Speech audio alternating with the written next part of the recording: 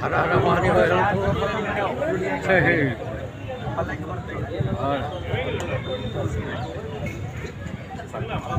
ಅಯ್ಯೋ ಇನ್ನೊಂದಿಷ್ಟು ಇದು ಹಾಕ್ಬೇಕು ಕರ್ಪೂರ ಕರ್ಪೂರ ಹಾಕಿ ಹಚ್ಕೋಬೇಕು ಎಣ್ಣೆ ಎಣ್ಣೆ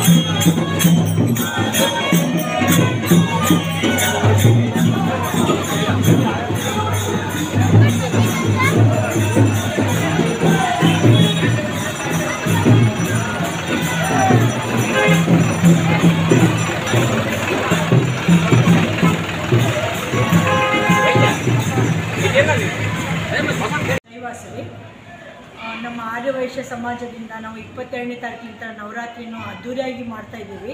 ಅದರಲ್ಲಿ ನಗರೇಶ್ವರ ದೇವಸ್ಥಾನ ಮತ್ತು ದೇವಿಗೆ 9 ದಿವಸ ಅಲಂಕಾರನೂ ಭಾಳ ವೈಭವದಿಂದ ಮಾಡಿದ್ವಿ.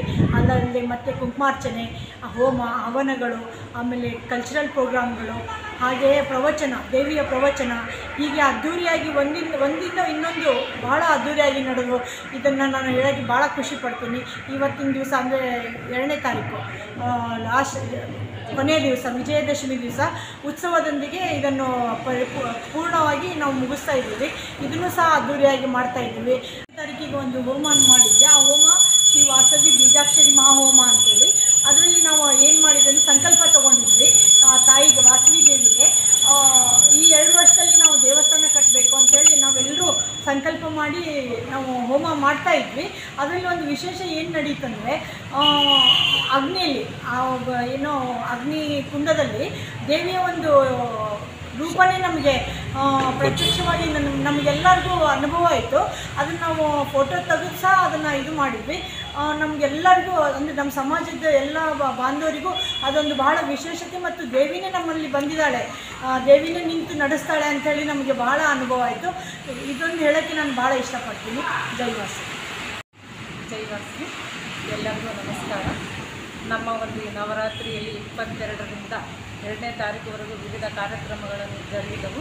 ಈ ಒಂದು 22ರಿಂದ ನಮ್ಮ ಮಹಿಳೆಯರಿಂದ ಲಲಿತ ಸಹಸ್ರನಾಮ, ದೇವಿಯ ಅಷ್ಟೋತ್ತರ ಮುಂತಾದ ಎಲ್ಲ ದೇವರ ನಾಮಗಳನ್ನು ಸ್ಮರಿಸುತ್ತಾ ನಾವು ವಿಜೃಂಭಣೆಯಿಂದ ಎಲ್ಲ ಒಂದು ಕಾರ್ಯಕ್ರಮಗಳನ್ನು ಮಾಡಿದೆವು.